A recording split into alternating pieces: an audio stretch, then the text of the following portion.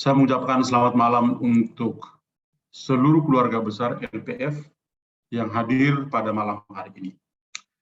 Malam ini saya berkesempatan untuk bisa berbagi sedikit pengajaran tentang Santo Yohanes Bosco yang dikenal sebagai Bapak Guru dan Sahabat bagi orang-orang muda. Dan saya coba untuk melihat pertama-tama situasi kita yang konkret. Salah satunya adalah bagaimana kesulitan yang dialami oleh para orang tua dengan anak-anak pada zaman ini. Entah para opa dan oma atau orang tua ya, selalu mengalami satu kesulitan membangun komunikasi dengan anak-anak dan juga dalam hal edukasi atau pendidikan anak-anak. Dan karena itu dalam pengajaran ini saya bagi dua bagian. Bagian pertama itu sebuah hal yang sangat teoritis yang membuat kita menyamakan persepsi kenapa kita punya kesulitan ya, dalam mendidik anak-anak masa kini. Lalu yang kedua, kiranya apa yang Don Bosco orang kudus ini atau pendidik orang muda ini tawarkan supaya kita bisa menjadi pendidik-pendidik yang cocok untuk semua anak di segala zaman. Seperti biasa saya itu senang untuk menulis dan saya coba bagikan screen yang saya sudah siapkan.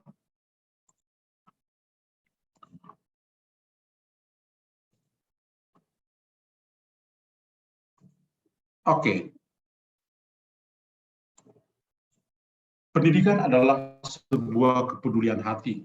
Itu sebuah perkataan yang sangat dikenal di kalangan orang-orang yang mengenal Santo Don Bosco, Bapak, Guru, dan Sahabat bagi orang-orang muda.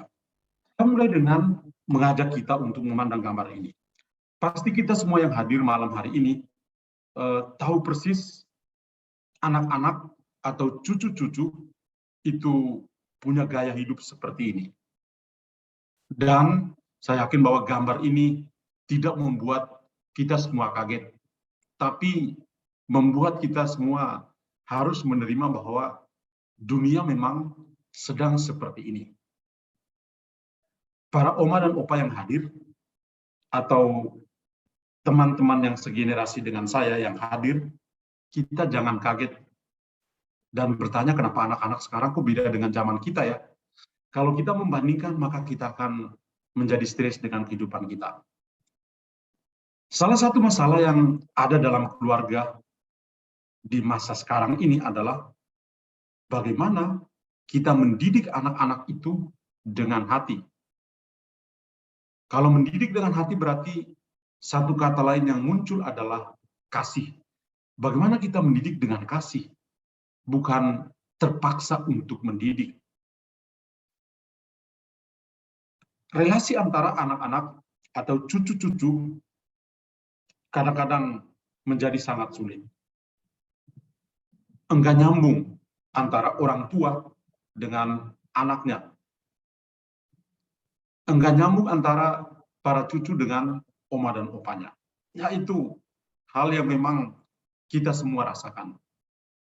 Dan itu keluhan-keluhan yang selalu ya kita ungkapkan entah dalam doa kepada Tuhan atau juga dalam sharing-sharing dengan orang-orang yang sejawat dengan kita, seprofesi dengan entah saya sebagai imam ataukah para suster yang hadir di sini atau juga para orang tua.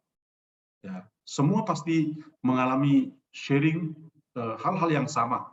Ya, maka satu hal yang bagi saya penting adalah bagaimana ketika kita berhadapan dengan anak-anak atau cucu-cucu tipe seperti di gambar ini, kita bisa kesulitan untuk berkomunikasi dengan mereka, tapi kita juga berusaha untuk bisa mendidik mereka dengan hati sehingga mereka bertumbuh menjadi sungguh-sungguh manusia. Maka di sini hal yang perlu kita lihat pertama adalah soal generasi, generation. Dalam pandangan para sosiolog, ya juga penulis-penulis, mereka membagi generasi manusia ini atas beberapa generasi yang kita semua sudah kenal.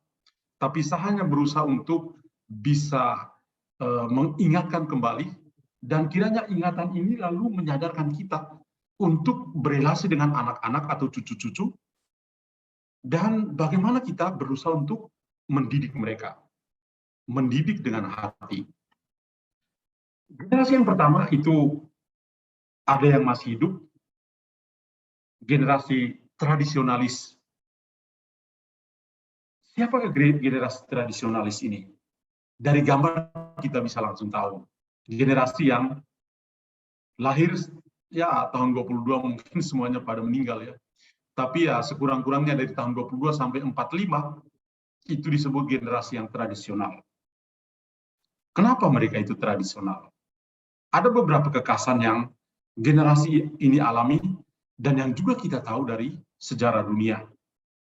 Mereka ini terlahir pada masa yang sulit akibat Perang Dunia yang Kedua, dan juga di negara-negara tertentu seperti di Eropa juga ada partai-partai tertentu yang berkuasa yang membuat kekacauan ya, dan mengubah pola hidup dari orang-orang pada zaman itu. Jadi generasi yang tradisionalis ini ya, yang lahir paling kurang sebagian adalah orang tua kita yang masih hidup misalnya, itu adalah generasi tradisionalis yang seperti ini. Ada banyak kesulitan ekonomi akibat perang yang dialami saat itu. Maka dengan pengalaman yang keras ini, kondisi hidup mereka juga pasti serba sulit. Yang namanya mencari uang itu susah benar ya. Dan itu saya jamin bahwa kita semua pasti mendengar keluhan ini dari para orang tua kita. Bagaimana ketika mereka masih kecil, mereka begitu susah, makan pun sulit untuk mereka. Namun demikian generasi tradisionalis ini, karena situasi membentuk mereka menjadi generasi yang berjiwa patriotis, punya jiwa kepemimpinan yang handal. Karena apa? Karena situasi yang mereka alami itu yang membentuk mereka menjadi seperti itu. Jadi ini adalah generasi orang tua kita yang mungkin saat ini kita masih panggil sebagai, kalau generasi saya ya yang usia 50 pasti memanggil itu sebagai orang tua, ayah dan ibu, bapak dan mama, atau mungkin sudah ke oma dan opa, atau mungkin sudah ke moyang. Ya, terserah mana yang mau dipanggil. Tapi inilah generasi mereka. Generasi pertama tradisionalis. Yang kedua adalah generasi baby boomers yang lahir tahun 46 sampai 64. Mungkin ada sebagian di antara kita yang ada di sini. Dari gambar kita bisa lihat, kecuali kalau rambut itu tidak dicat, maka kiranya seperti ini. Sudah tua juga. Ya, tahun 46 sampai 64. Generasi ini mengalami pertumbuhan kelahiran yang sangat pesat, karena setelah Perang Dunia Kedua, orang sudah mulai merasa bebas, maka ada satu hal juga adalah kelahiran manusia. Dan mereka juga mengalami pemulihan secara ekonomis. Ya. Yang sulit-sulit sebelumnya di generasi tradisionalis itu, sekarang di generasi baby boomers, itu sudah lebih baik. Mereka juga dikenal sebagai pekerja keras, dengan orientasinya adalah karir. Pokoknya mencapai karir yang baik. Dan ini mereka punya konsistensi. Mereka tidak mundur. Ya. Kemudian satu kekhasan dari mereka lagi adalah loyalitas mereka itu tinggi terhadap pekerjaan yang sedang mereka lakukan. Pikiran mereka juga tertuju pada kesejahteraan anak-anak dan cucu-cucu mereka. Mereka juga orang yang percaya diri, punya disiplin diri, tapi masih gagap teknologi. Kiranya generasi baby boomers ini juga yang sekarang ini ada di sini, yang ketika ya kadang-kadang dibully oleh cucu-cucu atau anak-anak, oh ini gaptek banget ya, ya karena apa? HP-nya boleh canggih, tapi nggak tahu pakai HP yang canggih. Ya namanya gaptek, gagap teknologi. Generasi yang ketiga adalah generasi X, yang lahir tahun 65 sampai generasi tahun 80. Kiranya inilah generasi saya ini, generasi X. Apa yang menarik dari generasi ini? Manusia pekerja. Saya sih pemalas ya. Ini adalah manusia pekerja. Namun demikian ada keseimbangan antara apa yang mereka kerjakan, kehidupan pribadinya, dan juga keluarganya. Ada balance ya. Kemudian mereka paling kurang seperti saya ini ya sudah mengenal komputer dari apa ya Word Perfect zaman dulu ya, yang tahun 95 itu sudah mulai ada komputer sudah mulai hidup. BP51 sama ingat waktu masih anak kuliahan. Video game, zaman saya masih anak kuliahan juga sudah mulai kenal, ada video game. Meski sederhana dibandingkan dengan game online anak-anak generasi sekarang. Satu kekhasan adalah generasi X ini individualis. Generasi milenial yang kita kenal sangat populer sekarang ya, lahir tahun 80 sampai 94, anak-anak kita. Mereka terkenal, generasi milenial terkenal karena lihatlah gambar ini. Dan kita bisa mengerti, hidup mereka itu seperti ini. Maka kenapa generasi baby boomers itu kesulitan dengan yang milenial ini, anak-anak kita seperti ini. Karena dunianya begini. Ya, lihat, langsung kita mengerti. Tapi kekhasan mereka adalah work-life balance. Ada keseimbangan antara kerja dan hidup. Mereka tidak hanya mengejar harta, tapi mereka juga punya rasa solidaritas yang bagus. Ingin mencapai kebahagiaan bersama sebagai peer group. Mereka juga memperjuangkan eksistensi diri mereka dan penghargaan dalam kehidupan bermasyarakat. Mereka juga melihat secara jeli sesuatu sebagai peluang, bersikap inovatif, kompetitif, dan PD-nya minta ampun. Percaya dirinya luar biasa. Generasi milenial sangat bagus, itu generasi mereka, dan ini yang kadang-kadang menimbulkan kesulitan berkomunikasi dengan generasi sebelumnya yang tadi kita sudah lihat. Berikut, ada generasi Z yang lahir tahun 95 sampai 2010. Ini lihat saja dari gambar, lalu kita mengerti. Global Social Visual Mobile Connect, ya, inilah kehidupan mereka. Maka mereka ini adalah generasi gadget dan media sosial. Ada penelitian yang menemukan bahwa 45% dari anak-anak generasi Z itu memeriksa medsosnya setiap jam sekali. Ya, 1 jam dia pasti lihat TikTok-nya, IG-nya, kemudian Facebook-nya, WA-nya, dan lain sebagainya. Ya, dan lain sebagainya. 1 jam, 45% dari mereka setiap jam pasti lirik HP mereka. Bisa juga yang tua-tua juga sama ya. Tapi untuk generasi Z seperti ini. Mereka juga generasi yang paling cepat mendapat informasi. Karena punya Profesor Google namanya. Teknologi untuk belajar dan bekerja bukan bersenang-senang. Anak-anak generasi ini juga mirip-mirip dengan milenial. Yang namanya jualan online, ada juga yang dari generasi ini sudah jadi kaya raya karena hidup dari gadget dan online. Dan yang terakhir ini adalah mungkin ada yang masih punya kelas anak atau kelas cucu-cucu. Ini namanya generasi alfa yang lahir tahun 2010 sampai kira-kira tahun 2025.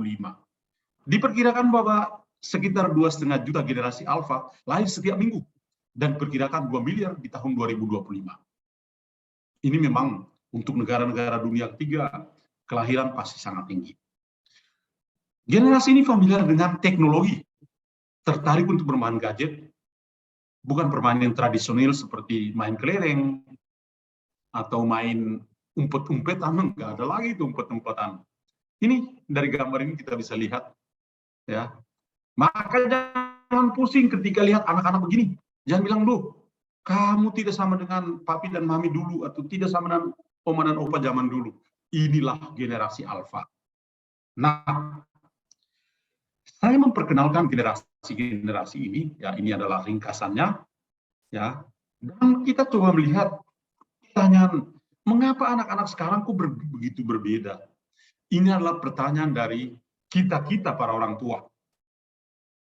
Pertanyaan yang selalu kita tanya ke para Romo yang tidak punya istri dan anak, tapi kita tanya kepada mereka, Romo, kenapa anak saya berubah sekarang ya? Atau tanya pada suster yang tidak punya suami dan anak, tapi umat pergi bertanya, suster, kenapa anak saya bisa begini ya? Mungkin salah tempat ketika tanya pada orang-orang seperti kami ya. Kami orang teoritis, ya, orang pembaca buku dan pembaca Google akan menjelaskan sesuai apa yang kami baca, bukan apa yang kami alami.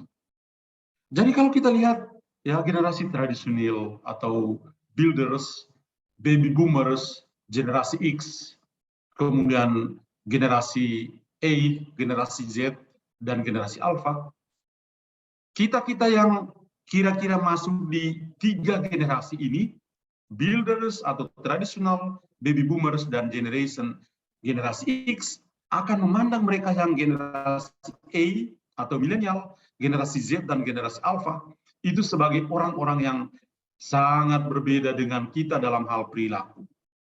Dan mereka inilah yang kadang-kadang bagi kita 3 generasi ini, 3 kelompok ini, sulit untuk mengedukasi mereka. Karena ini adalah generasi digital. Dibandingkan kita-kita yang ya mujur-mujur X masih bisa kenal-kenal yang canggih-canggih sedikit lah. Tapi yang ini builders dan baby boomers, yang namanya digital itu bukan dunia mereka. Ya, HP boleh canggih, tapi hanya untuk SMS, untuk telepon. WA susah. Gimana cara forward WA ya? Woi, nggak bisa, nggak tahu. Ya, seperti itu. Dan karena itu kita harus menerima. Dan kesulitan yang kita alami adalah pertanyaan ini. Mengapa anak-anak sekarang kok beda? Kenapa pola pendekatan kita, pola edukasi kita kepada mereka sangat berbeda? Saya adalah seorang Romo, seorang Salesian, saya adalah imam Salesian yang kedua dari Indonesia. Karena itu saya sangat bergembira untuk menjelaskan tentang sosok Don Bosco yang merupakan bapak, guru, dan sahabat atau tokoh pendidik orang-orang muda yang terkenal di dalam gereja. Nah, kita coba lihat ini. 2 masalah yang kita hadapi adalah masalah mendidik anak dan bagaimana membangun komunikasi. Pandanglah 2 gambar ini. Ketika kita mendidik anak-anak, kita seperti gambar pertama ini, kita berpikir bahwa kita itu seperti dia, seperti anak kita. Pola pikir kita, mindset kita itu, ya, kita berikan pada dia, seolah-olah dia ini dewasa seperti kita. Maka ketika dia generasi seperti ini tidak cocok dengan apa yang kita pikirkan dan cara kita menghayati, lalu kita marah, kita kesel, dan menciptakan relasi atau komunikasi yang sangat sulit dengan anak-anak ini. Nah, ini yang banyak kali kita alami di rumah masing-masing. Ini yang kadang-kadang kita diamin anak-anak kita. Kita berpikir anak-anak yang salah, anak-anak tidak menghargai kita. Kok kita orang tua, kok anak-anak bisa berperilaku seperti itu? Kita bicara kok mata anak itu di gadgetnya, di layar HP-nya, dan lain sebagainya. Ya, itu yang tadi saya sudah jelaskan. Generasi. Ya, gap generation juga yang membuat kita sulit untuk berkomunikasi dengan mereka. Tapi gambar kedua juga menarik. Ketika kita sadar bahwa yang ini adalah anak dan orang tua, maka ketika kita mendidik mereka, berkomunikasi dengan mereka, pakailah bahasa anak-anak. Supaya komunikasi kita itu lancar.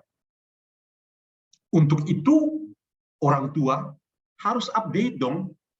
Ini kepala sampai botak perlu update. Ya, supaya ketika ngomong, nyambung sama anak. Kalau mereka berdua ngomong, nggak nyambung. Maka lihat wajah anak yang cantik ini, berubah begini. Ya. Jadi masalah kita dalam keluarga.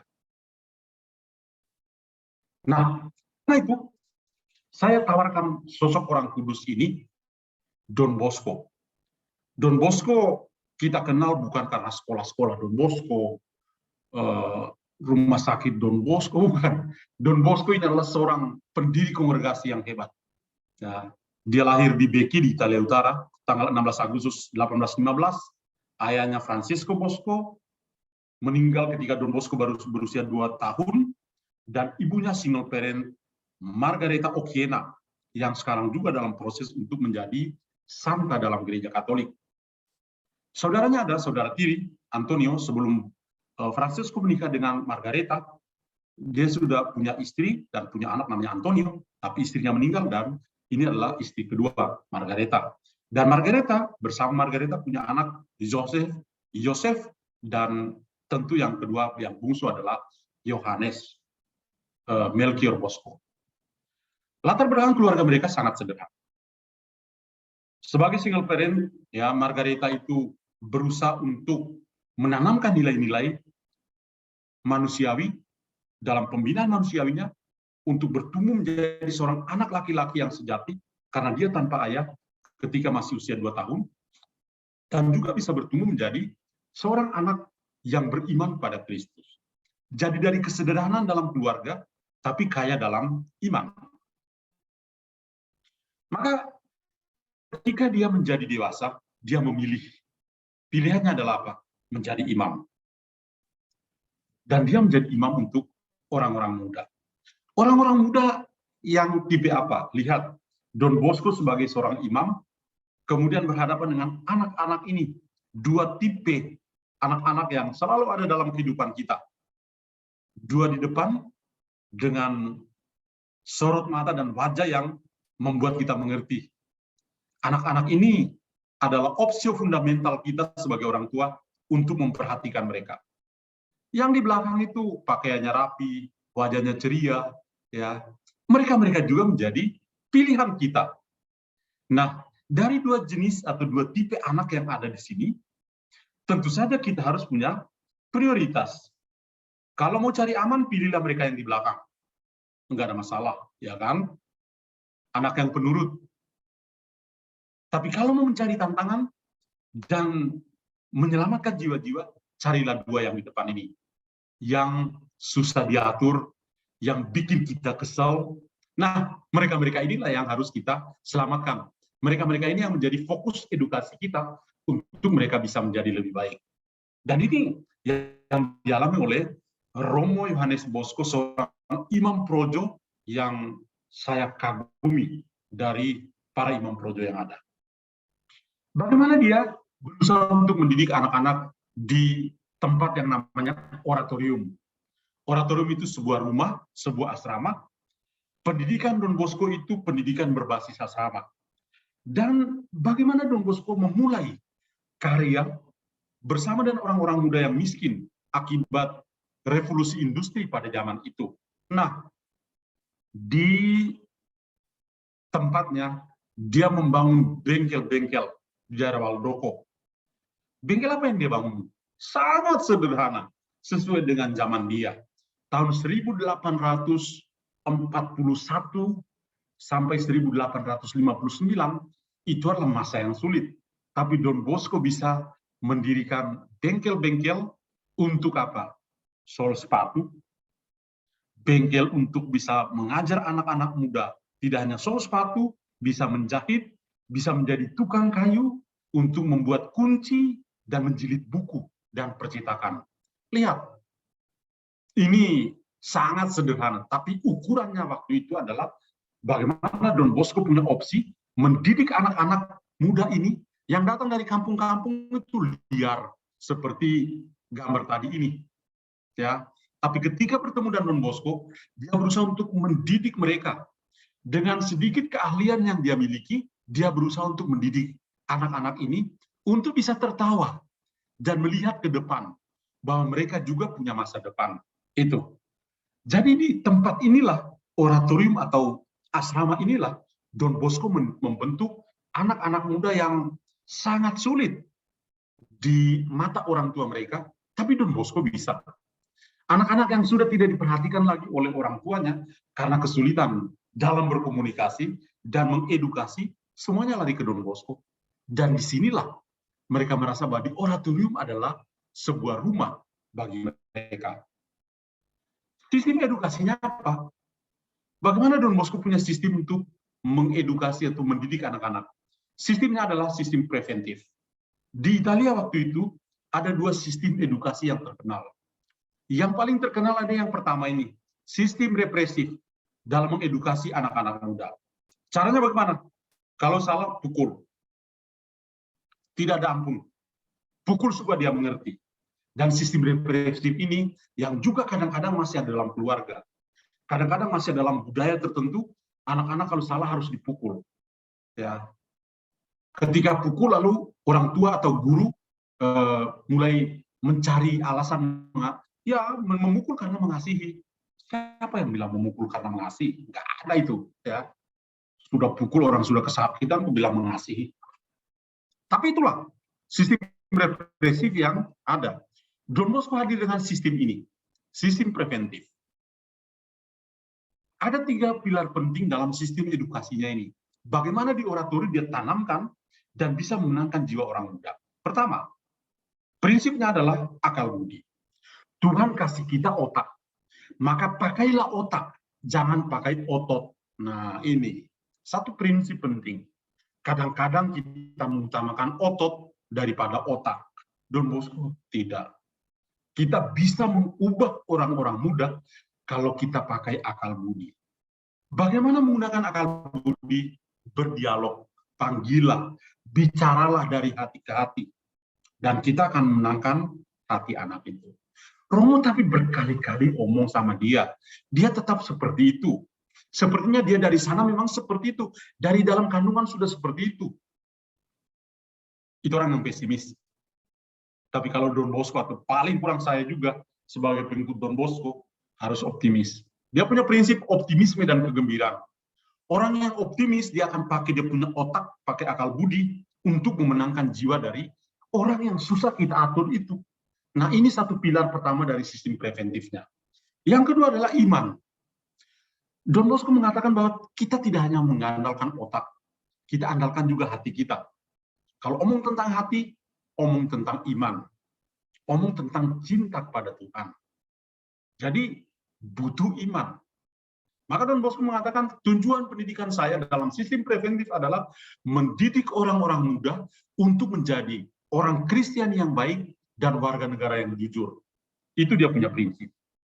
Kemudian ada kebaikan penuh kasih, cinta.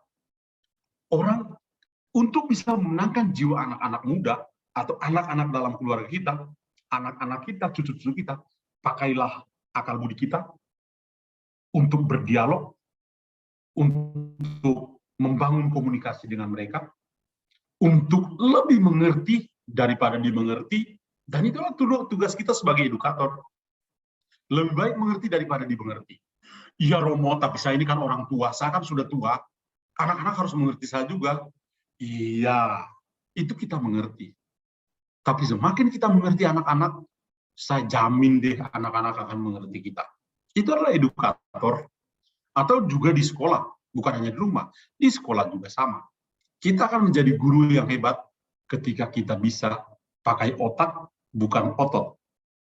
Ketika kita mengedukasi dengan rasio kita, akal budi kita, iman, dan juga kebaikan. Kita pakai otak, tapi kalau tidak punya iman, kita akan tetap menjadi orang yang keras. Kalau kita tidak punya kasih, no. Don Bosco mengutip Santo Paulus, kasih adalah segalanya. Dan Don Bosco juga pengagum Santo Fransiskus dari Sales. Fransiskus dari Sales terkenal karena cinta kasihnya, kebaikan penuh kasih, l'amore volezza atau loving kindness, kebaikan penuh kasih. Maka wujud nyata bagaimana kita mendidik dengan kasih, ya, dengan 3 pilar dalam sistem preventif atau sistem edukasi Don Bosco adalah namanya pedagogi kehadiran yang aktif, atau dalam bahasa kami sebagai Salesian adalah asistensi. Kehadiran yang aktif. Ini challenge besar untuk kami, para Salesian masa kini juga. Dulu itu, zaman Don Bosco, dia tidak punya HP. Jadi kalau kehadiran aktif adalah di asrama, di lapangan ketika bermain, di gereja, di mana ada orang muda, ada Salesian di sana. Di mana anak-anak ada, orang tuanya ada di sana. Ini pedagogi kehadiran yang aktif yang kiranya nyata dalam kehidupan kita adalah begini. Di dalam keluarga, kalau kita mau mengedukasi anak-anak kita dengan sistem preventif Don Bosco ini, yang paling konkret begini. Di dalam keluarga masing-masing, misalnya punya perjanjian. Pokoknya kalau kita makan, no handphone. Titik. Oke. Maka dari orang tua sampai anak-anak harus patuh. Pedagogi kehadiran yang aktif adalah ketika kita sama-sama hadir bersama anak-anak atau hadir di tengah anak-anak, kita punya perhatian, melihat mereka semua. Jadi kalau di rumah hanya satu anak, ini ada dua orang tua, masa sulit untuk mengatur anak itu? Kalau misalnya punya 2 atau 3 anak, ada papi dan maminya, masa susah? Penting adalah pedagogi kehadiran. Kita hadir tidak? Kita boleh secara fisik hadir, tapi pikiran kita ada di sana tidak? Hati kita ada bersama anak-anak atau tidak? Atau hati kita justru ada bersama dengan handphone, arisan? No. Number 1, family. Nomor 1 keluarga, nomor 1 keluarga, nomor 1 keluarga. Ya Romo, tapi saya pelayanan juga. Iya. Jangan lari dari keluarga dengan alasan pelayanan. Pelayanan bagus. Tapi kalau kita tidak punya pedagogi kehadiran dalam keluarga yang aktif atau asistensi, kita bukan pendidik nomor 1 dalam keluarga. Sistem preventif Don Bosco sangat indah. Andaikan mengandalkan akal budi, iman, dan kebaikan penuh kasih. Dan wujudnya adalah pedagogi kehadiran yang aktif atau asistensi. Maka kami para Salesian punya sistem pendidikan ini, kami ambil, dan pendidikan para Salesian selalu berbasis asrama. Kami bergerak dalam sekolah-sekolah teknik, punya SMA sedikit, tapi lebih banyak sekolah-sekolah teknik atau balai latihan kerja, seperti punya kami di komunitas di Don Bosco Tiga Raksa, dengan balai latihan kerja, dengan banyak siswa, dan sekitar 98% adalah anak-anak muslim. Satu keunikan untuk balai latihan kerja kami yang ada di Don Bosco Tiga Raksa. Mendidik kepada iman.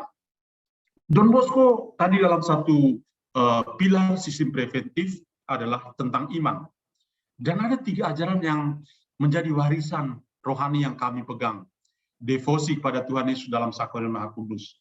Kalau kami sebagai Salesian, setiap hari kunjung Yesus dalam Sakramen Maha Kudus, itu bukan hanya 1 kali, tapi berkali-kali. Kami punya kunjungan yang selalu terkenal adalah setelah makan siang, semua tidak langsung lari kemana. Tempat yang pertama kami kunjungi adalah di kapel, berdoa di depan Sakramen Maha Kudus. Dan itu yang anak-anak yang ada di asrama kami, ya, atau yang berada dalam lingkungan edukasi atau pendidikan Salesian Don Bosco, pasti kenal ini. Devosi pada Tuhan Yesus dalam Sakramen Maha Kudus. Yang kedua adalah devosi kepada Bunda Maria. Dan Bunda Maria yang terkenal, yang menjadi Bunda Marianya Don Bosco itu dikenal sebagai Maria Auxiliatrice, Bunda Maria penolong umat Kristiani. Yang hidup dalam kultur Salesian pasti kenal yang namanya Bunda Maria penolong umat Kristiani, atau orang kenal Bunda Marianya Don Bosco. Dan satu lagi adalah kesetiaan kami kepada Bapak Suci. Kongregasi Salesian didirikan dan Don Bosco itu terkenal karena menjadi sahabat akrab dengan Paus pada saat itu. Tujuan sistem edukasinya untuk apa? Nih, ada beberapa tujuan yang penting di sini. Yang pertama, mendidik anak-anak muda untuk menjadi warga negara yang jujur dan orang Kristiani yang baik. Tadi tentang pendidikan iman. Yang kedua, gerakan pendidikan yang non formal dan formal. Tadi ada jahit sepatu, jilid buku, dan lain sebagainya. Dulunya jilid buku, kami para Salesian zaman sekarang punya percetakan dan lain sebagainya, sudah naik tingkat, ya, dan lain sebagainya, punya sekolah-sekolah yang bagus-bagus. Ya. Jadi itu salah satunya. Jadi pendidikan yang formal dan non formal lebih banyak. Yang menjadi kekasan dari Don Bosco adalah pendidikan di bidang teknik. Semboyannya apa? semboyan ketika mengedukasi orang-orang muda adalah dami animas cetera tole. Berikanlah daku jiwa-jiwa, yang lain ambillah. Ini semboyan dami animas cetera tole ini bukan murni dari Don Bosco, tapi dari idolanya, yaitu Santo Fransiskus dari Sales. Dan ketika mengedukasi orang-orang muda, Don Bosco punya prinsip. Biarkan anak-anak muda itu mengerti dan sadar bahwa mereka itu dikasihi. Bukan mereka mendengar bahwa mereka itu dikasihi. Saya yakin bahwa ini sangat penting untuk kita semua.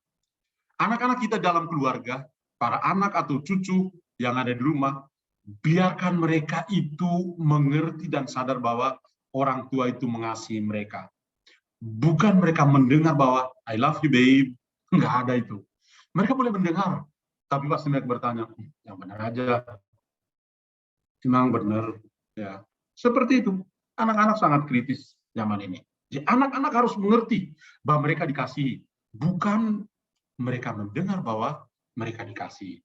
Maka sistem preventif yang tadi saya tunjukkan itu menjadi satu jalur yang membuat kita berdialog dengan mereka dan lain sebagainya.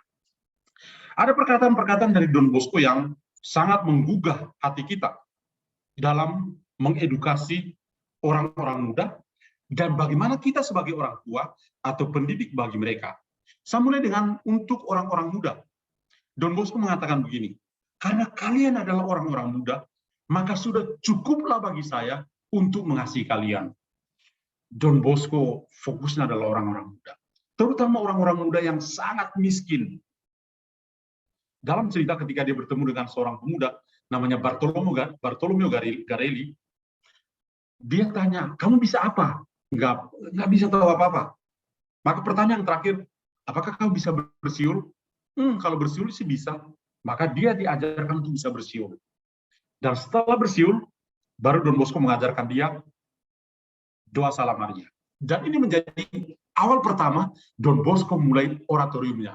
Dari bersiul, kemudian satu kali doa Salam Maria, lalu dari situ Don Bosco mulai karyanya untuk orang-orang muda. Dan sepanjang hidupnya, dia bersama orang-orang muda sampai mati di tengah orang-orang muda. Tanggal 31 Januari tahun 1888, Don Bosco itu meninggal di oratorium di tengah-tengah orang muda. Dan sebelum dia menghembuskan nafas yang terakhir, setiap anak oratorium masuk dalam kamarnya, berjabatan tangan dengan dia, dan yang terakhir adalah para romo, dan setelah itu dia meninggal dunia. Dia juga mengatakan pada anak-anak, bagi kalian saya belajar, bagi kalian saya bekerja, bagi kalian saya hidup, bagi kalian saya bahkan rela menyerahkan nyawa saya untukmu, hai orang muda. Luar biasa. Dan ini bukan hal yang baru untuk kita. Para orang tua sudah sedang melakukannya. Hanya tidak mengatakan seperti ini, seperti yang Don Bosco ungkapkan. Tapi kita sebagai pendidik, ketika kita berhadapan dengan orang-orang muda, perkataan ini sangat bagus. Bagi kalian saya belajar, bagi kalian saya bekerja, bagi kalian saya hidup, bagi kalian saya bahkan rela untuk menyerahkan nyawa saya, hidup saya untuk orang muda. Itu juga yang sudah sedang dilakukan oleh para orang tua kepada anak-anak. Bekerja sampai tetes darah yang terakhir. Itu gara-gara apa? Gara-gara anak-anak. Jadi ini menjadi peneguhan untuk kita. Yang ketiga, seorang guru yang hanya terlihat di dalam ruangan kelas, hanyalah seorang guru saja. Tapi apabila sang guru dapat berbaur dengan para siswa di luar kelas, guru itu akan menjadi saudara dan saudari dari para muridnya. Kadang-kadang kalau yang pernah menjadi guru atau sudah sedang menjadi guru, mudah sekali kita itu duduk di kantor dan duduk bercerita atau bergosip. Kadang-kadang sih, ya guru juga manusia. Ya. Tapi Don Bosco bilang begini, itu hanya guru saja. Seorang guru yang hanya terlihat di dalam ruangan kelas, hanyalah seorang guru saja. Tapi apabila seorang guru dapat berbaur dengan para siswa di luar kelas, pada jam istirahat, dia bisa bermain bersama mereka, ngobrol sama mereka, dengar anak-anak punya curhat, guru itu akan menjadi saudara dan saudari dari para muridnya. Kalau kita mau lebih konkret lagi, orang tua adalah sahabat number one dari anak-anak. Apabila orang tua selalu punya quality time untuk selalu bersama dengan anak-anak, dengarkan mereka, bicaralah dengan mereka dari hati ke hati. Kalau bicara, tataplah matanya, supaya dia mengerti bahwa dia dikasih, bukan mendengar bahwa dia dikasih. Seorang pendidik itu selalu berbicara dari hatinya, dengan hatinya. Seorang pendidik ketika berbicara, itu dengan hatinya. Artinya apa? Orang tua kalau bicara dengan anak-anak, bicara itu jangan marah-marah melulu. Kita punya anjing piaraan, kalau kita marah-marah dia jadi ganas. Anak-anak kita harus kita didik dengan hati. Maka kalau dia salah, jangan marah-marah melulu. Apakah berarti kita tidak usah tegur dia dengan keras? Bisa. Kapan? Cari waktu. Duduk berduaan, dan Anda boleh teriak, tapi Anda sudah membeli hatinya, sudah menguasai hatinya, sudah mencuri hatinya. Anda boleh berteriak apapun, dia akan menerima itu. Itu adalah anak-anak kita. Maka seorang pendidik itu selalu berbicara dengan hatinya, bukan dengan kekerasan, bukan dengan otot, tapi dengan otak. Maka, saudara-saudariku, kita mendidik dengan hati, bukan dengan paksaan dan kekerasan. Sekian dan terima kasih.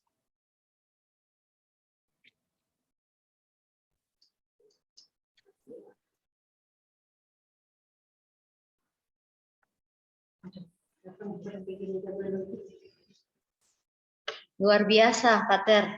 Renungan malam hari ini begitu menginspirasi kami semua. Kita semua, Bu Yulce.